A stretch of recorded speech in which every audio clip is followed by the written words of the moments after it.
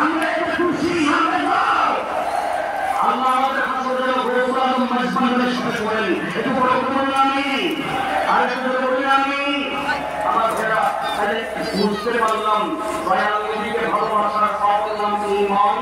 আর ভালোবাসা এসে গেছে তো নবীর সাথে থাকার ব্যবস্থা সেই যুগটা আমাদের কাছে নেই সবকিছু নিজের নিয়ে বুঝতে হবে না আমার পূর্বে সাহেব বলেছেন আল্লাহ মহব্বত নবীর মহব্বত আহলে বাইতের রাসূলের মহব্বত এর সাথে তিনি আলোচনা কথা যুক্ত করেছেন সেটা হলো সাহাবায়ে কেরামের মহব্বত সাহাবায়ে কেরামকে পাশ কেটে যাওয়ার কোনো সুযোগ নেই এটা পবিত্র কোরআনের তার সাক্ষী আবু বকর বলল ওমর বলল ওসমান বলল মাওলানা ঈসা রাদিয়াল্লাহু আনহু বলল এই কথা গলত অসুস্থ আমি বলতে হবে সিদ্দিক আকবর ফারুক আজম আবু বকর সিদ্দিক ওমর ফারুক ওসমান গনি মাওলানা ঈসা রাদিয়াল্লাহু তাআলা আনহু যেভাবে বলতে হবে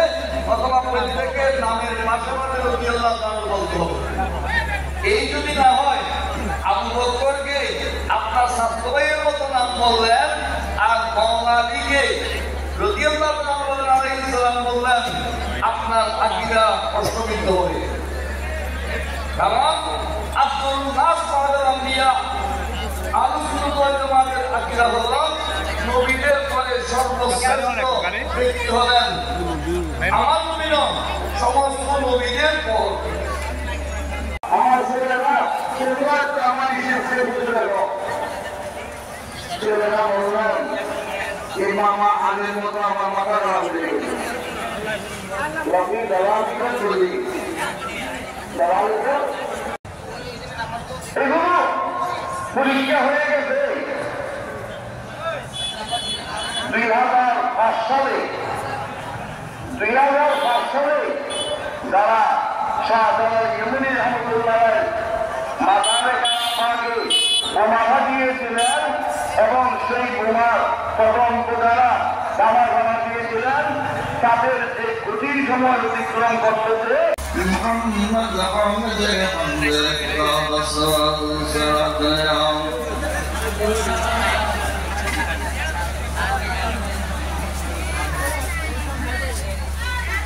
আপনারা একেবারে দুর্বল হয়ে পড়েছেন আপনাদেরকে বক্তারা কথা বলেছিল আপনাদেরকে বলেছি এটা বুঝতাম না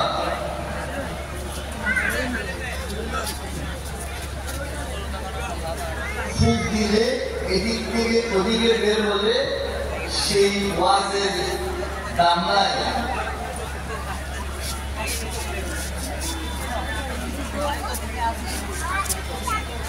खुदाया जो तुमने मुस्तफा मोहम्मद की शाम खुदा